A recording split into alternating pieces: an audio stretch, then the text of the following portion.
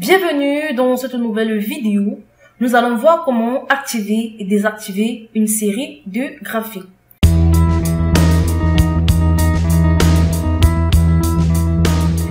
Nous avons cette feuille de calcul que j'ai nommée contrôle de cases à cocher qui affiche tout simplement un graphique sur les différents mois. Pour les différents mois par rapport aux ventes, nous avons là pour l'année 2010. Vous pouvez également, si nous cliquons sur ce graphique et que nous allons dans l'onglet de création pour sélectionner la base de données. Donc, lorsque nous sélectionnons la base de données, vous pouvez constater que nous avons également 2011. Mais dans notre graphique, uniquement 2012 a été représenté. Donc, 2011 a été en quelque sorte caché. Donc, pour représenter la tendance pour 2011, il me suffit tout simplement de cliquer sur cette case à cocher. Et là, elle représente tout simplement le graphique ou encore la tendance pour 2011. Alors, si nous revenons, par exemple, pour vous montrer comment créer ce type de graphique, cela est assez simple. Alors, nous allons tout simplement commencer avec les données brutes. Là, nous avons notre base de données. Là, nous avons les données pour 2010, pour 2011 et les données pour 2010. C'est-à-dire, nous n'avons pas mis le choix, mais c'est pour des ventes. Donc, pour les 12 mois de l'année. Alors, grâce à ces ventes, nous allons réaliser des graphiques qui pourront masquer, n'est-ce pas, les ventes de 2012. Donc, pour cela, je vais tout simplement reproduire cette base de données. Et là, comme vous pouvez le constater, j'ai déjà créé ma plage où je vais entrer mes données. Et au niveau du mois de janvier, pour l'année 2012, comme vous pouvez le constater ici, c'est l'année 2012 qui est représentée. Mais l'année 2011 est masquée. Alors, donc pour cela, ce qui me reste à faire, c'est tout simplement dans mon nouveau diagramme, je vais tout simplement représenter pour que l'année 2012 soit statique. Donc pour cela, je vais réentrer les données de l'année 2012 dans ces cellules. Donc je vais tout simplement entrer égal à cette cellule, donc simplement égal à C13. Ensuite, j'appuie sur le bouton Entrée. Et là, je vais tout simplement copier, faire remplissage automatique pour afficher toutes les années de 2012, donc pour tous les mois. Et là, comme vous pouvez le constater, j'ai tout simplement collé tous les mois de 2012. Maintenant, le travail qui reste à faire, c'est de voir comment masquer les données pour 2011. Alors, pour masquer les données pour 2011, nous allons utiliser une formule avec la fonction si, donc qui est une fonction qui permet tout simplement de tester des résultats. Donc voilà, dans la cellule pour les ventes de 2011, nous allons tout simplement entrer une formule. Alors, au niveau de la cellule C6 pour l'année 2011, nous allons entrer la formule, ça sera tout simplement égal à si. Nous allons entrer une condition.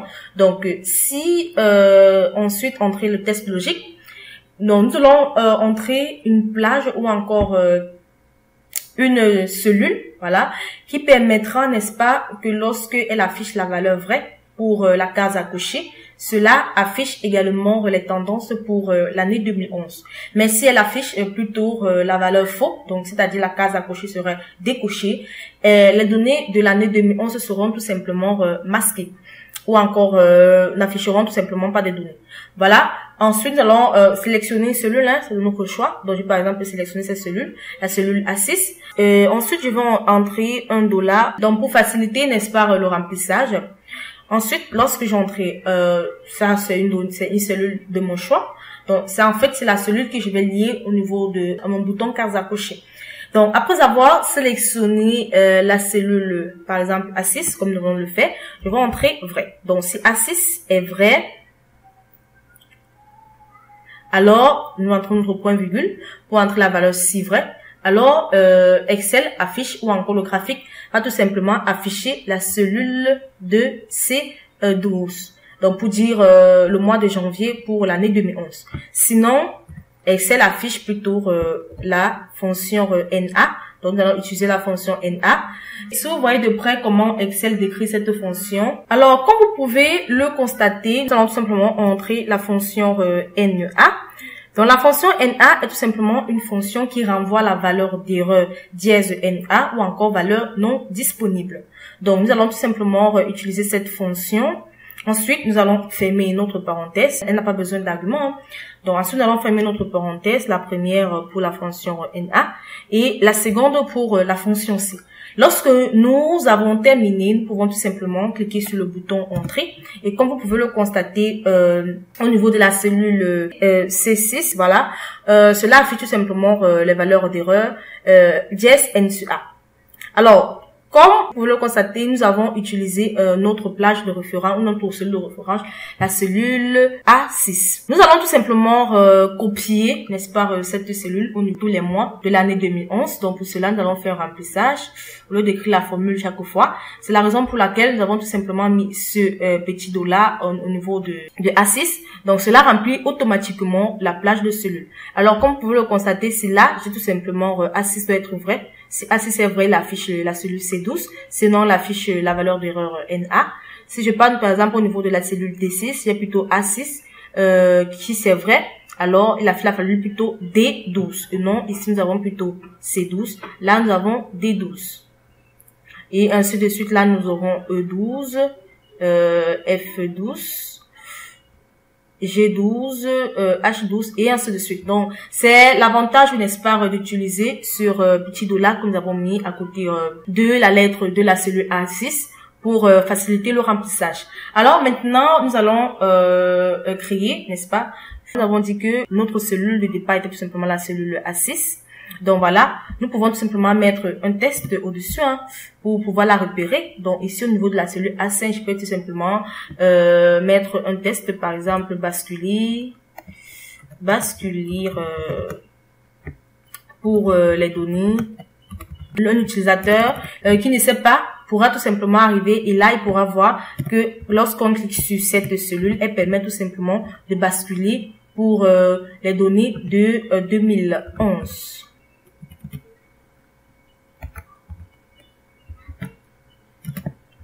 Maintenant, nous allons tout simplement construire notre graphique, autant pour moi. Donc, au lieu d'utiliser notre ancienne donnée, nous allons entrer notre nouvelle plage de cellules que nous venons de construire.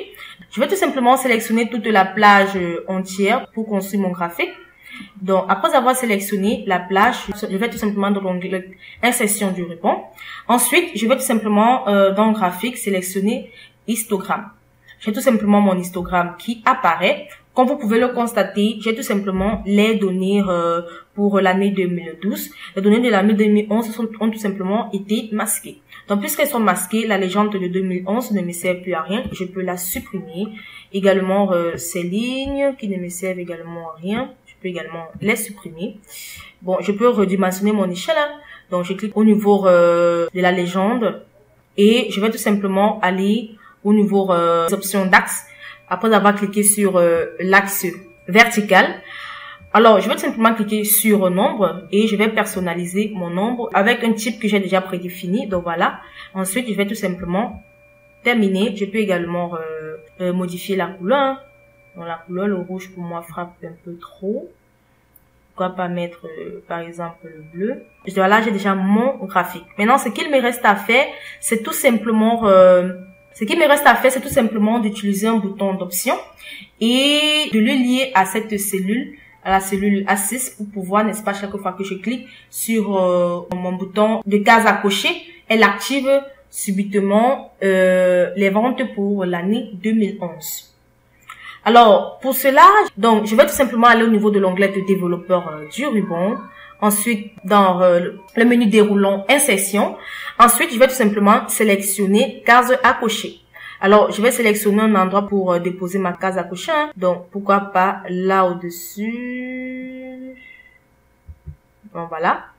Alors, je vais effectuer un clic droit pour renommer ma case à cocher. Je vais tout simplement faire un clic droit, modifier le test. Et là, je pourrais écrire afficher, par exemple, donc afficher la tendance, par exemple, la tendance pour 2011. Pour 2011. Alors, lorsque j'ai terminé, si je clique dessus, cela ne va pas agir parce que je n'ai tout simplement pas encore relié ma case à cocher. Donc, pour cela, je vais tout simplement cliquer dessus et faire un clic droit. voilà, et sélectionner, n'est-ce pas, format de contrôle. Et là, j'ai tout simplement la boîte de dialogue format de contrôle. Je vais tout simplement maintenant le lier à une cellule, donc la cellule liée. Donc, cette cellule liée sera tout simplement la cellule A6. Donc, au niveau, comme vous l'avez vu au niveau de ma formule, ça sera tout simplement la cellule A6. Ensuite, je vais par exemple cliquer sur ombrage à 3D pour qu'il soit plus affiché. Ensuite, je vais cliquer également sur OK pour afficher les modifications. Donc voilà, comme vous pouvez le constater, lorsque je clique par exemple sur ma case à cocher, elle va tout simplement afficher les valeurs pour 2011. C'est également la même couleur. Hein. On va changer de couleur lorsque les coches, voilà, elles disparaissent. Je vais tout simplement, n'est-ce pas, aller au niveau de mes données pour 2010. Je vais modifier le type de graphique. Modifier le type de graphique. Et j'ai tout simplement la boîte de dialogue modifier le type de graphique. Alors, je suis à 2011. Je vais tout simplement sélectionner un graphique à courbe. Et voilà, je vais tout simplement cliquer sur OK. Je vais modifier la couleur. Hein. Voilà, là, je vais par exemple mettre, appliquer une série de données, remplissage, couleur de remplissage. Je vais par exemple mettre le vert pour pouvoir les distinguer. Hein. Donc voilà, par exemple, le vert, voilà. Et là, je vais mettre le rouge pour la couleur, pour la tendance de 2011. Le rouge. Voilà, en quelque sorte, comment afficher les tendances pour 2011. Donc voilà, si je coche tout simplement sur cette case, cela renvoie tout simplement faux. Et là, puisque dans ma formule, si tout simplement c'est faux, Excel va tout simplement envoyer des valeurs d'erreur. La raison pour laquelle cela n'est tout simplement pas affiché au niveau de mon graphique. Mais lorsque je coche dessus et que la cellule A6 est vraie, cela affiche tout simplement la tendance pour l'année 2011. Donc voilà comment cela peut tout simplement afficher. Et je peux enlever l'affichage, le quadrillage pour qu'elle soit beaucoup plus visible. Et là, je peux afficher tout simplement une couleur de fond. Donc voilà, pour appliquer une couleur de fond, je peux pas à l'école accueil. C'est juste l'esthétique, hein. Donc, vous pouvez tout simplement afficher les couleurs dont vous avez souhaité. Donc, voilà, en quelque sorte. Ouais, c'est plus beau. Voilà. Et nous pourrons maintenant, voilà, en quelque sorte, vous pouvez tout simplement afficher, n'est-ce pas, vos tendances pour le mois de 2011. Et lorsque vous décochez, cela n'affiche pas la tendance pour 2011. Alors, à présent, nous allons voir pour plusieurs types de graphiques. Donc, nous allons aller tout simplement au niveau de cette feuille de calcul que j'ai tout simplement appelé créer une légende interactive. Donc, j'ai tout simplement les catégories des produits que j'ai tout simplement, c'est la même chose, hein, j'ai reproduit en haut. Mais maintenant, je voudrais afficher aucun ou plusieurs catégories de produits. Donc, au lieu d'entrer, comme dans ce cas, j'ai tout simplement entré les données pour 2012 qui étaient déjà fixées. Donc, il nous suffisait tout simplement d'ajuster pour 2011. Ça sera pas le cas ici. Hein. Donc, ici, je veux tout simplement afficher soit plusieurs, soit rien.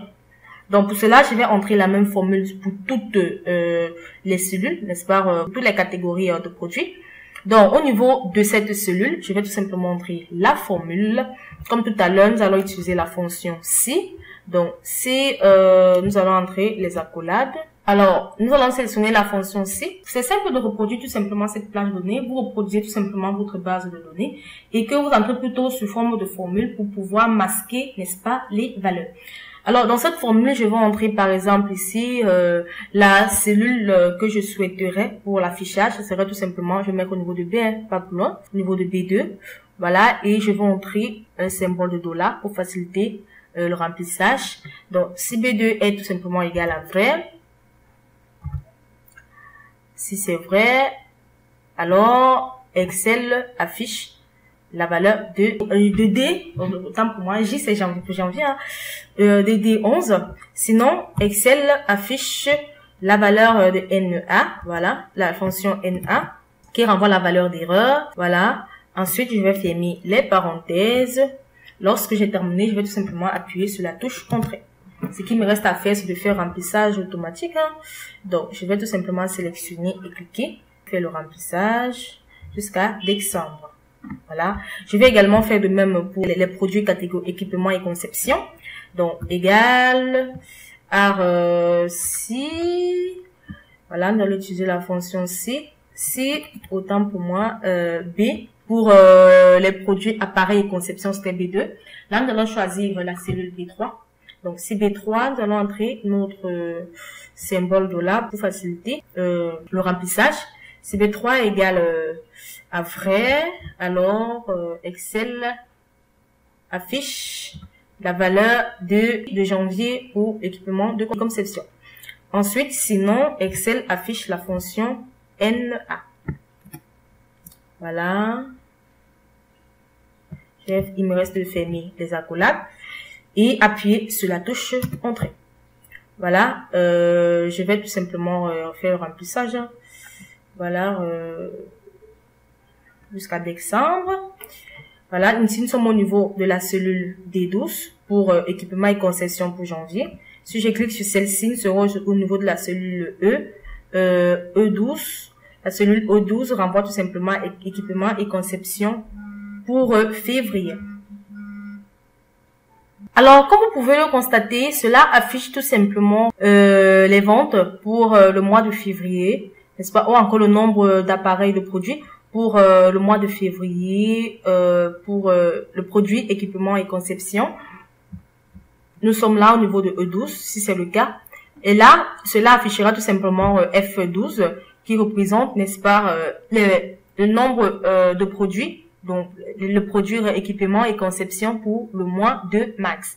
Alors, je vais pas passer mon temps à écrire, hein. Je vais tout simplement copier la formule et à chaque fois, je vais tout simplement modifier, CTRL-C, entrer, ensuite, je vais tout simplement là, au niveau des gammes de produits, CTRL-V. Alors, ici, je vais par exemple entrer plutôt au lieu de B4, B3, ça sera tout simplement B4. Voilà, et au niveau de D12, pour équipement et conception, ce serait D13, voilà, comme vous pouvez le constater. Ensuite, je vais tout simplement afficher la valeur. Nous sommes au niveau des produits faux égal. Ensuite, je vais appuyer tout simplement sur Entrée pour valider. Et je vais faire un remplissage pour jusqu'au mois de décembre, voilà. Jusqu'au mois de décembre. Et c'est là, chaque fois, comme vous pouvez le constater, j'ai plutôt la valeur de O13 pour décembre au niveau de faux égal. Alors, je vais faire de même pour le réfrigérateur glaçant. Donc, CTRL-V, puisque j'ai déjà copié. Et là, je vais tout simplement au niveau de la cellule de référence ou la cellule liée, au lieu de B4, déjà été sélectionné, dessin pour réfrigérateur et glacière. Au niveau des D, ça sera pas D12. Non plus de 13. Nous sommes au niveau des réfrigérateurs glaciaires D14. Donc, je vais entrer 14. Voilà. Réfrigérateur et glaciaire. Donc, ensuite, je vais entrer OK. Entrer pour valider. Je vais faire le remplissage. Voilà. Jusqu'en décembre. Et là, si je sélectionne sur O, j'aurai tout simplement O14 qui représente la quantité de réfrigérateurs et glaciers ou la quantité de vente des réfrigérateurs et glaciers pour le mois de décembre. Voilà, O14. Voilà, et en dernière position, les micro-ondes. CTRL-V, déjà collé. Et là, je vais tout simplement montrer la valeur de cellule liée. Il s'agit de la cellule B6. Voilà. Ensuite, la valeur, c'est vrai, doit tout simplement afficher D15. Voilà, 5 pour micro-ondes. Ensuite, je clique sur Entrée pour valider. Et là, je vais tout simplement faire un remplissage. Donc voilà en quelque sorte comment je redimensionne mes cellules ou encore ma plage de données. Lorsque je clique ici, je dois tout simplement avoir OR15 qui représente les quantités de vente pour les produits micro-ondes. Voilà en quelque sorte comment j'ai tout simplement représenté cela. Alors à présent, ce qui me reste à faire, c'est de construire mon graphique. Je vais construire mon graphique. Hein. Donc pour cela, je vais tout simplement sélectionner ma nouvelle plage. Je vais mettre une couleur de fond pour le différencier de l'ancienne. Pourquoi pas le jaune. Voilà, je vais mettre une couleur de fond. Non, le jaune par exemple, pour le différencier. Alors, lorsque je vais tout simplement maintenant sélectionner ma plage et ensuite sélectionner l'onglet de insertion du ruban, graphique, construire les graphiques à courbe, ça dépend de vous. Vous pouvez construire le type dont vous souhaitez. Voilà, comme vous pouvez le constater, mon graphique n'apparaît avec aucune courbe. Tout simplement parce que toutes les données ont été masquées. Voilà, j'ai tout simplement les différents légendes. Elles ne me servent à rien. Je peux les laisser, hein, ça dépend de moi. Je vais les laisser. Je vais également effacer ces lignes. Elles ne me servent à rien. Voilà. Alors, à présent, je vais tout simplement créer des cases à cocher pour pouvoir sélectionner, n'est-ce pas, mes différents appareils de produits. Donc, pour cela, je vais aller dans l'onglet développeur du ruban, insérer, ensuite case à cocher. Je vais créer, puisqu'il s'agit de 1, 2, 3, 4, 5 produits. Je peux tout simplement créer 5 cases à cocher. Hein. Donc, une case que je peux tout simplement copier et coller. Voilà. Non. Alors, je vais tout simplement le copier. Hein. Donc, pour ne plus aller là-bas, et puis je vais cliquer dessus, faire un clic droit, ensuite cliquer sur copier. Et là, je vais tout simplement le copier. CTRL V à chaque fois, puisque j'ai 5. CTRL V, CTRL V. 1, 2, 3, 4. 1, 2, 3, 4, 5. Je suis à 4. Également, un dernier CTRL V. Donc, voilà. Je peux maintenant le déplacer. Hein. Voilà, case à cocher 7. C'est juste pour les classer. Hein. Donc voilà. Voilà.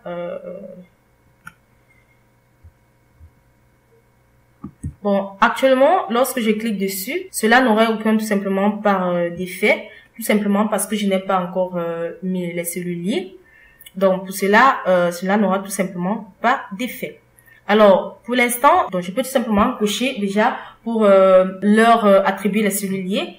Donc, je clique tout simplement sur une case à cocher, je fais un clic droit et je vais au niveau du format de contrôle. J'ai tout simplement la boîte de dialogue au format de contrôle. Je vais cliquer sur la cellule liée. Là, premièrement, je clique sur cette cellule pour les appareils commerciaux. Ensuite, je vais cliquer sur l'ombrage 3D, hein, ça dépend de moi. Hein. Ensuite, sur OK. Donc, comme vous pouvez le constater, à chaque fois que cette cellule est cochée, cela va tout simplement afficher les ventes des appareils commerciaux. Voilà, effectivement. Donc, je peux tout simplement renommer. Je veux modifier le test. On va renommer. Donc, ici, il s'agit tout simplement des appareils commerciaux.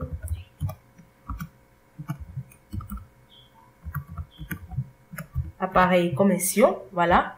Je vais également cliquer sur celui-ci et faire un clic droit. Voilà, format de contrôle, cellulier. Je peux cliquer sur activer, hein, ou encore mon nom activé, c'est cellulier. Je vais sélectionner B3. Voilà pour équipement et conception. Ensuite, sur l'ombrage 3D et OK. Là, je vais également modifier le test. Il s'agit des équipements et conception. Alors, équipement et concession. Tant pour moi. Équipement et concession. Voilà. Lorsque je clique dessus, vous le constatez, cela affiche tout simplement qui est en rouge, hein, équipement de concession. Cela affiche tout simplement les données. Je vais également faire de même pour le 4. Hein, pour je vais mon format de contrôle. Lorsque j'ai la boîte de dialogue au format de contrôle, je vais tout simplement sélectionner la cellule liée. Il s'agit de fou et gamme, la cellule B4. Ensuite, je vais tout simplement cliquer sur OK. Voilà. Et je vais cliquer effectivement également faire un clic droit, modifier le test. Et je vais écrire le type de produit. Donc, il s'agit tout simplement de four et gamme. Donc voilà, lorsque je clique dessus, cela affiche tout simplement au niveau de mon graphique. Donc, pour l'instant, je vais tout simplement tout décocher. Donc, je vais également continuer avec la case à cocher format de contrôle. J'ai la boîte de dialogue au format de contrôle, celui lié. Il s'agit des réfrigérateurs glaciaires. Voilà. Je vais tout simplement cliquer sur, après avoir sélectionné la cellule liée, zone d'ombrage et OK. Également, faire également un clic droit. Modifier le texte. Il s'agit des réfrigérateurs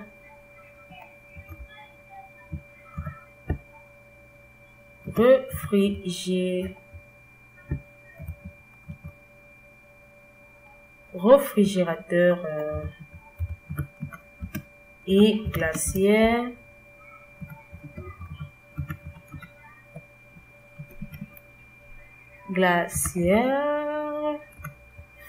voilà. Lorsqu'il est coché, il manque un dernier format de contrôle, cellule régulier. Il s'agit tout simplement des micro-ondes. Ensuite sur OK. Voilà, OK. Également un clic droit. Voilà. Il s'agit de micro-ondes. Voilà, micro-ondes. Donc voilà en quelque sorte. Voilà, si je clique par exemple là sur appareil commercial, cela affiche la courbe appareil commercial. Si j'affiche équipement et conception, cela affiche également la courbe équipement et conception. Si je clique sur four et gamme, cela affiche tout simplement four et gamme. Et comme pour le constater au niveau de mes cellules, cela fait également vrai en affichant voilà les données. Si je clique par exemple sur réfrigérateur et glaciaire, voilà, également vrai, ça affiche les données là. Et enfin sur un micro-ondes, également vrai, et cela affiche tout simplement les données. Comme vous pouvez le constater, cette plage correspond nettement à celle-ci, à la plage d'origine. Donc voilà en quelque sorte comment nous pouvons tout simplement utiliser les cases à cocher. Donc à présent, je vais tout simplement décocher celle-ci et les deux autres. Je vais tout simplement afficher pour appareil et four. Donc voilà en quelque sorte comment cela est ressorti. Donc je vais afficher une mise en forme. J'aime bien quand c'est bon. Donc je vais sélectionner cette plage là. Voilà jusque là. Je vais traverser. Et je vais afficher une couleur de fond qui sera tout simplement, pourquoi pas, le vert visible. Et là, au niveau de cette couleur de fond, je peux tout simplement appliquer une autre couleur de fond ici. Hein.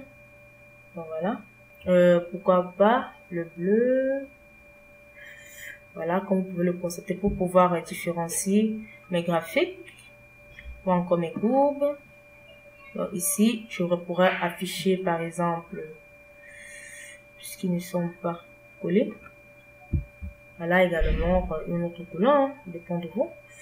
Donc, tout simplement pour vous montrer en fait comment vous pouvez appliquer une mise en forme. Hein. Donc, à vos données. Donc voilà, je peux perdre le temps dessus. Hein. Je vais afficher le violet.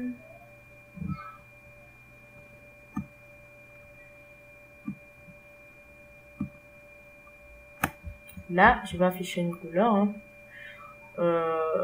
Voilà. Et il me manque une dernière. Voilà. Une autre couleur qui est différente. Voilà. En quelque sorte, comment elles vont s'afficher. Je peux tout sélectionner là. Et cliquer sur cette couleur.